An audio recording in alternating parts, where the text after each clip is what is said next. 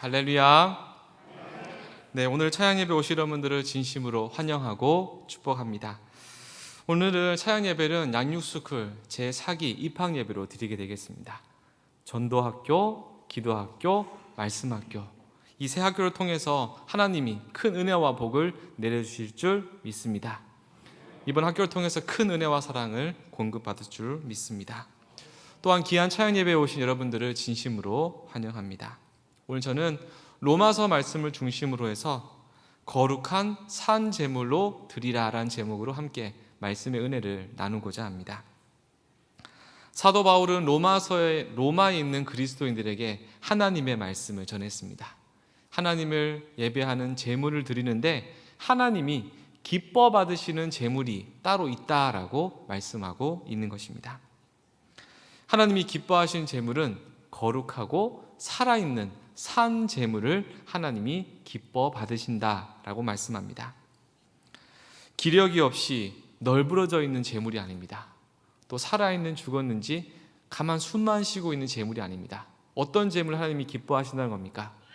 살아있어서 펄떡펄떡 뛰는 생명력이 가득한 살아있는 제물을 하나님은 원하신다, 하나님은 기뻐하신다라고 말씀하고 있는 것입니다. 우리는 영과 진리로 하나님을 예배합니다. 이때 영은 성령을 의미합니다. 성령의 인도하심을 따라 성령님의 도우심을 받아 예배드리는 것이 참된 예배자의 모습입니다. 진리로 예배한다는 것은 나를 위해서 십자가 달려 죽으시고 부활하신 예수님의 그 대속의 은혜를 사실로 진리로 믿고 예배드리는 자가 신령과 진정으로 예배드리는 모습이 될 것입니다. 성령님의 인도하심을 따라 성령으로 예수 그리스도 십자가를 진리로 고백하며 예배하는 자들이 마지막 때에 하나님이 찾으시는 참된 예배자의 모습이라는 것을 우리는 기억해야 할 것입니다. 구약 시대에는 이스라엘 남자들은 1년에 3번씩 절기를 지켜야 했습니다. 무교절, 맥추절, 수장절, 이 3대 절기가 되겠습니다. 이스라엘 백성들 중에서 20살 이상인 남자들은 아비월에 있는 무교절을, 또 6월 달에 있는 맥추절을, 9월 달에 있는 수장절을 지키기 위해서 최소 1년에 3번은 예루살렘 성전으로 나와서 하나님을 예배하게 되어 있습니다. 우리 영등포교회 성도님들이 기도학교, 전도학교, 말씀학교, 이 3개의 학교를 통해서 하나님의 은혜를 경험하는 것처럼 이스라엘 백성들은 최소 1년에 3번 예루살렘 성전에 나와서 하나님의 은혜를 공급받게 되는 것입니다. 예루살렘 성전에 와서 제사를 드릴 때 빈손으로 나오면 안 됩니다. 반드시 준비물을 챙겨서 하나님 앞에 나올 것을 말씀하는 것을 볼 수 있겠습니다. 출애굽기 23장 15절 말씀을 제가 한번 읽어드리겠습니다. 너는 무교병의 절기를 지키라. 내가 내게 명령한 대로 아비월에 정한 때에 1해 동안 무교병을 먹을지니 이는 그 달에 내가 애굽에서 나왔음이라. 빈손으로 내 앞에 나오지 말지니라 말씀합니다. 무교절은 이스라엘 백성들이 애굽에서 나올 때 그 출애굽 사건을 기억하면서 일주일 동안 누룩이 없는 딱딱한 무교병의 떡을 먹으면서 하나님의 은혜를 감사하며 기뻐하는 절기가 무교절 절기가 되겠습니다. 하나님은 애굽에서 노예로 고생하던 이스라엘 백성들의 부르짖음을 들으시고 출애굽의 지도자 모세를 세워주셔서 이스라엘 백성들을 애굽에서 출애굽 역사를 베풀어 주셨습니다. 애굽에서 노예로 열심히 일하던 이스라엘 백성들을 애굽 사람들이 그냥 놓아줄 이유가 없을 것입니다. 애굽의 바로 왕은 하나님의 명령을 거부했습니다. 그러자 하나님은 애굽에 몇 가지의 재앙을 내리셨습니까?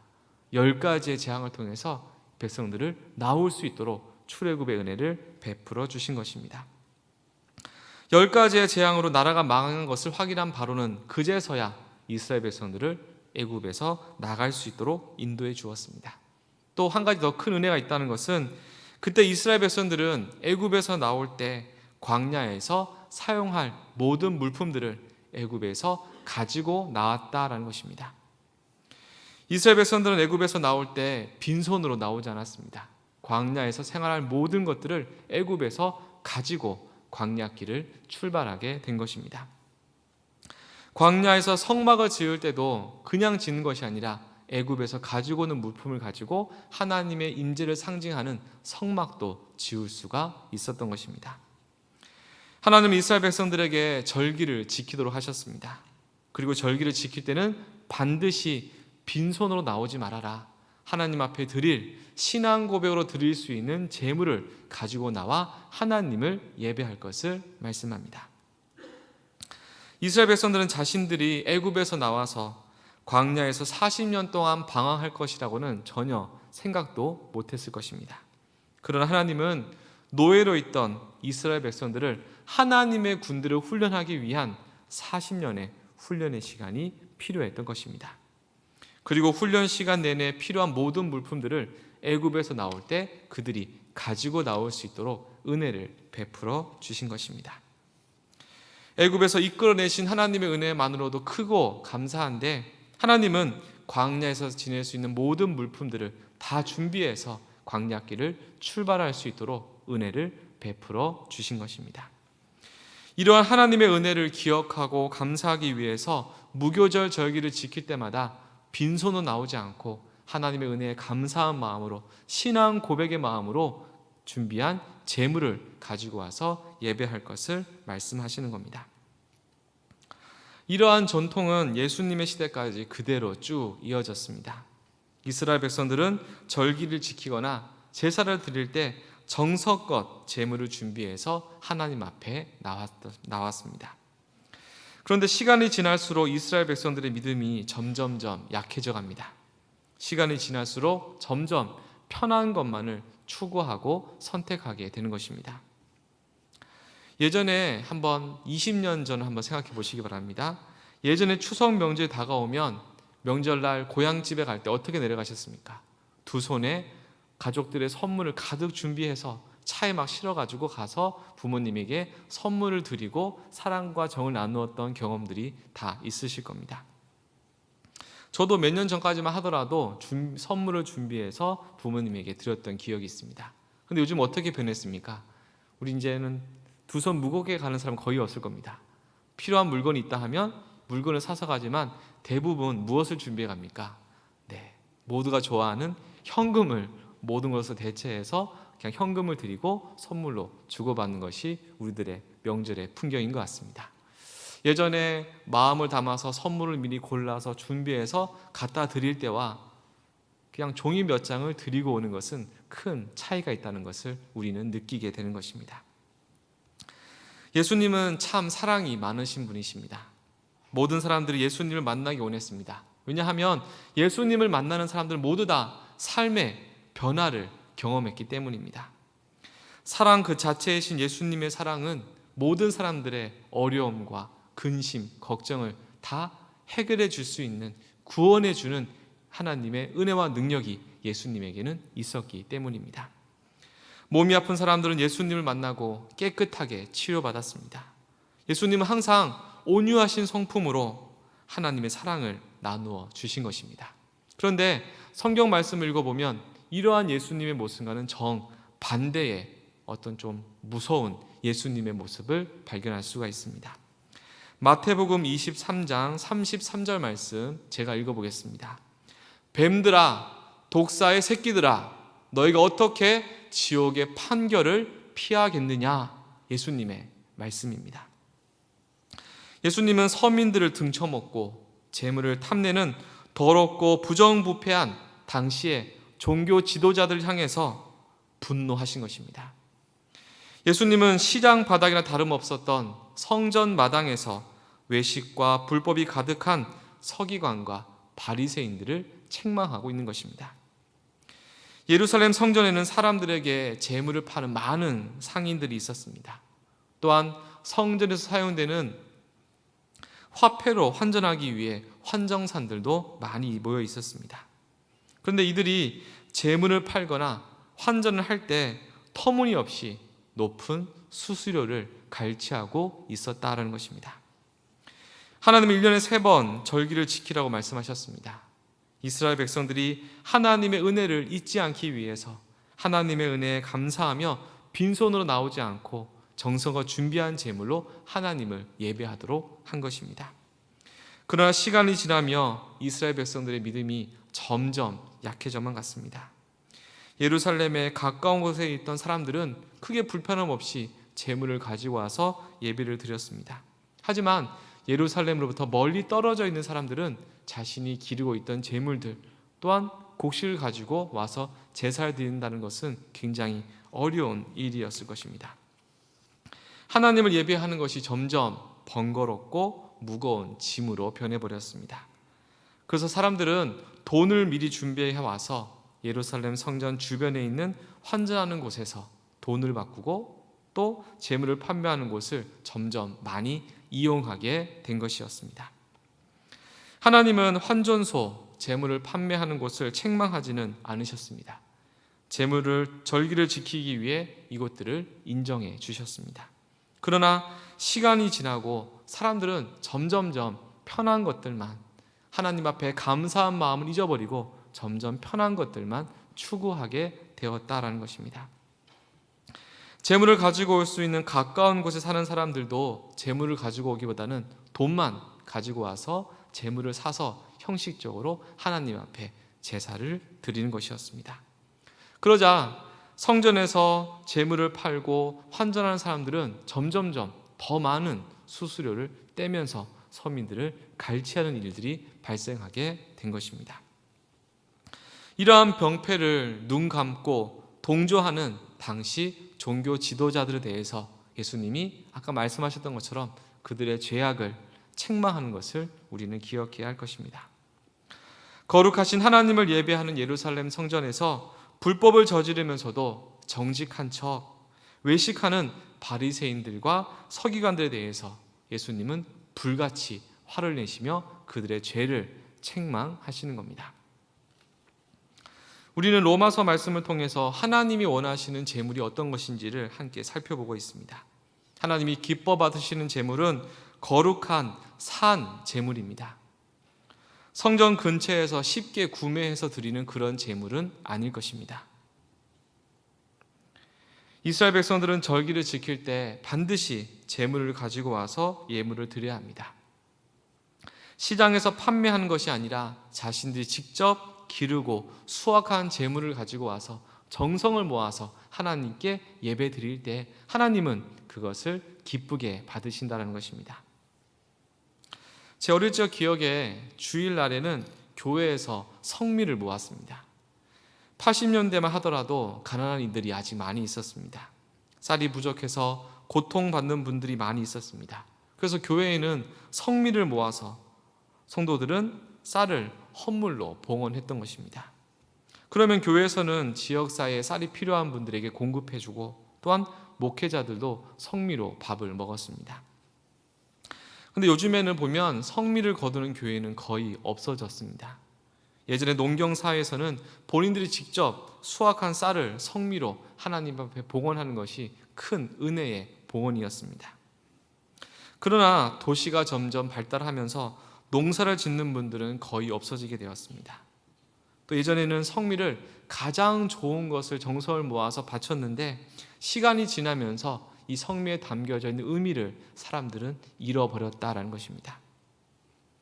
사람들은 점점 자신들이 먹는 좋은 쌀은 집에 남겨두고 성미로 바칠 쌀은 마트에 가서 가장 싼 쌀을 사놓고 그것만 성미로 바치는 일들이 점점 일어나게 됐다라는 것입니다. 이런 일들이 반복되면서 교회에서는 성미로 모아진 쌀의 상태가 너무나 안 좋아졌기 때문에 가난한 분들에게 나눠드리기도 뭐해서 성미 모은 일을 그만두었다라는 목사님의 이야기를 들은 적이 있습니다. 우리가 하나님께 드릴 거룩한 산 제물은 율법에 맞추어서 형식적으로 드리는 제물이 되어서는 안 될 것입니다. 하나님의 은혜에 진심으로 감사하며 신앙 고백으로 드리는 정성과 뜻을 모아 하나님 앞에 드리는 그런 제물이 되어야 할 것입니다. 일주일 동안의 제물에 대해서는 한 번도 생각하지 않고 그냥 주일 아침에 생각나서 그냥 형식적으로 담아와서 드리는 제물은 하나님이 기쁘게 받으시지 않는다라는 것입니다. 자신의 몸과 정성과 뜻을 다해 드리는 헌물을, 제물을 하나님은 거룩한 산제물로 기쁘게 받아주신다라는 것입니다. 사도 바울은 로마서를 통해서 성도들이 드릴 거룩한 산제물이 무엇인지를 설명하고 있습니다. 우리 다 함께 로마서 12장 1절 말씀을 읽어보겠습니다. 그러므로 형제들아, 내가 하나님의 모든 자비하심으로 너희를 권하노니 너희 몸을 하나님이 기뻐하시는 거룩한 산제물로 드리라.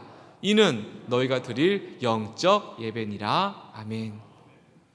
하나님의 자비하심, 은혜를 기억하며 하나님이 기뻐 받으시는 거룩한 산제물을 드릴 것을 요구하고 있습니다. 구약 제사의 말씀을 보시면 제물은 흠이나 결정이 없는 것으로 드려야 했습니다. 흠이나 결점이 있는 것은 하나님이 기뻐 받으시지 않기 때문입니다. 거룩하신 하나님께 드릴 제물은 흠이 없는 가장 좋은 것을 선별해서 드려야 합니다. 예수님을 믿음으로 말미암아 구원받은 우리들은 우리의 몸을 하나님이 기뻐하시는 거룩한 산 제물로 드려라 라고 말씀하고 있습니다. 우리의 물질이나 우리의 헌물이 아니라 우리의 몸을 하나님이 기뻐하시는 산 제물로 드릴 것을 바울은 설명하고 있는 것입니다. 하나님 우리에게 요구하시는 것은 우리의 몸이 되겠습니다. 하나님은 우리의 몸을 원하십니다. 말로만 하나님 정말 사랑합니다, 하나님이 나의 전부이십니다라는 말로만 드리는 신앙 고백이 아니라 듣고 깨달은 하나님의 말씀에 순종해서 하나님을 사랑하고 이웃을 사랑하는 것을 실천하는 몸의 신앙 고백을 하나님은 기쁘게 받아주신다라는 것입니다. 하나님의 자비하심과 은혜에 감사하며 하나님이 기뻐 받으실 제물로 우리의 몸을 하나님의 나라와 천국을 위해 주의 몸된 교회를 위해서 몸으로 수고하며 신앙 고백을 올려드리는 저 여러분 모두가 되시기를 주님의 이름으로 축복합니다. 이어서 우리 로마서 12장 2절 말씀을 다 함께 읽어보겠습니다. 너희는 이 세대를 본받지 말고 오직 마음을 새롭게 함으로 변화를 받아 하나님의 선하시고 기뻐하시고 온전하신 뜻이 무엇인지 분별하도록 하라. 하나님이 기뻐하시는 거룩한 산제물로 우리의 몸을 드리기 위해서는 먼저 우리의 마음을 새롭게 변화시켜야 한다라는 것입니다. 매일 반복적으로 드리는 예배, 매일 반복적으로 드리는 예배가 아니라 늘 우리의 마음을 새롭게 해서 새 노래로, 새 찬양으로 하나님을 예배할 것을 우리에게 요구하시는 겁니다. 성도들은 마음을 새롭게 하기 위해서는 늘 이 세대를 본받지 말아야 합니다. 세상 문화에 휩쓸려서 세상 사람과 똑같은 말과 행동을 하면 안 된다라는 것입니다. 믿음을 가지고 살아가는 사람과 믿음이 없는 사람의 차이가 무엇이겠습니까? 우리는 이 세대를 본받지 말고 마음을 새롭게 구별해서 하나님의 백성으로 믿음으로 이 세상을 살아가야 함을 우리에게 말씀하고 있는 것입니다. 이 세대와 구별되어서 마음을 새롭게 할 때 우리는 하나님이 기뻐하시는 거룩한 산제물로 하나님이 원하시는 영적 예배를 드리는 예배자가 될 수 있다라는 것입니다. 우리는 세상 문화에 휩쓸리지 말아야 합니다. 이 세상을 본받지 말고 구별되어서 이 세상을 믿음으로 승리하며 살아가야 할 것입니다. 사도 바울은 고린도 후서 말씀을 통해서 그리스도인의 모습들이 어떠한지를 아주 구체적으로 말씀하고 있습니다. 고린도 후서 6장 10절 말씀은 제가 한번 읽어보겠습니다. 그리스도인들은 이러한 모습으로 살아갑니다. 근심하는 자 같으나 항상 기뻐하고 가난한 자 같으나 많은 사람을 부요하게 하고 아무것도 없는 자 같으나 모든 것을 가진 자로다. 아멘. 우리 그리스도인들은 세상과 구별되어 살아가기 때문에 어떻게 보면 늘 근심하는 것 같고 굉장히 가난한 것 같고 아무것도 없는 자처럼 보일 수가 있습니다. 그리스도인들이 세상 사람들과 똑같이 살아간다면 무슨 고민, 근심이 있겠습니까? 그냥 세상이 흘러가는 대로 거기에 맞추어 살아가면 될 것입니다. 하지만 믿음으로 이 세상을 살아간다면 우리는 늘 근심할 수밖에 없습니다. 어떻게 믿음으로 살아갈 수 있을까? 어떻게 저들을 위해서 기도할 수 있을까? 어떻게 이웃들을 위해서 봉사하고 섬길 수 있을까? 기도하며 근심하며 살아갈 수밖에 없다라는 것입니다. 그리스도인들은 세상과 구별되어 살아가기 때문에 가난하게 살아갈 수밖에 없습니다. 정직하게 부정부패하지 않고 성실하게 살아간다면 가난하게 살 수도 있을 것입니다. 또한 그리스도인들이 세상과 구별되어 살아간다면 믿음 외에는 아무것도 없는 것처럼 보일 수도 있을 것입니다. 그러나 믿음의 눈으로 예수님을 믿고 구원받은 그리스도인의 삶의 모습을 다르게 본다면 우리는 전혀 다른 믿음의 유산들을 발견할 수가 있을 것입니다. 어떻게 하면 믿음으로 살아갈 수 있을까 근심하지만 우리의 심령 가운데는 성령께서 주시는 마음의 기쁨과 평안이 늘 우리 심령 가운데 가득 채워진다는 것입니다. 믿음의 눈으로 그리스도인들을 본다면 세상에서 정직하게 살아감을 통해서 가난하게 보일 수도 있지만 많은 사람들에게 생명을 전해주는 부유한 사람이라는 것입니다. 믿음의 눈으로 그리스도인을 바라본다면 아무것도 없는 자 같지만 우리는 하나님의 나라 천국을 소유한 천국 백성의 삶을 살아가게 된다라는 것입니다. 마음을 새롭게 함으로 변화를 받은 믿음의 사람들은 이 세상을 분별하여 이 세상을 믿음으로 살아갈 수 있습니다.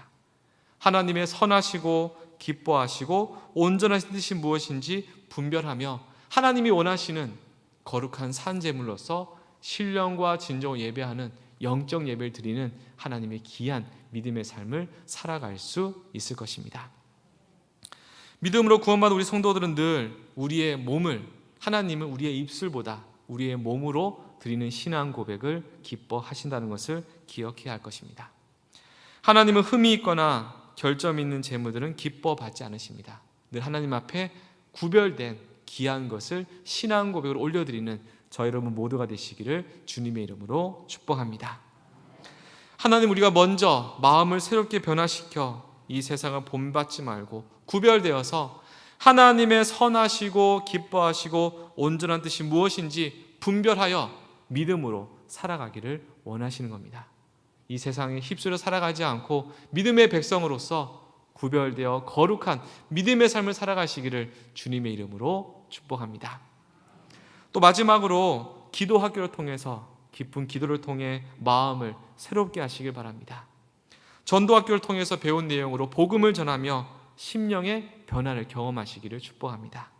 말씀 학교를 통해서 몸과 마음에 하나님의 말씀을 가득 채우셔서 그 말씀의 순종함을 통해서 하나님이 어떠한 은혜와 복을 주시는지를 경험하며 나아가는 우리 모든 양육스쿨의 모든 분들 되시기를 주님의 이름으로 축복합니다. 기도하시겠습니다. 살아계신 아버지 하나님, 은혜를 참으로 감사를 드립니다. 양육스쿨 제4기 입학 예배를 하나님 앞에 올려드립니다. 아버지 하나님, 우리의 모든 삶이 하나님 보시기에 기쁨과 감사의 고백으로 올려드려지기를 원합니다.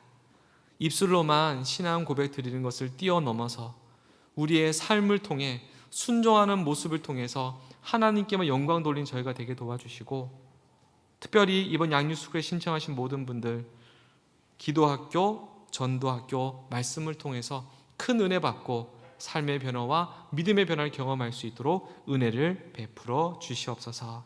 모든 것에 감사드리며 예수님의 이름으로 간절히 기도 올려옵나이다. 아멘.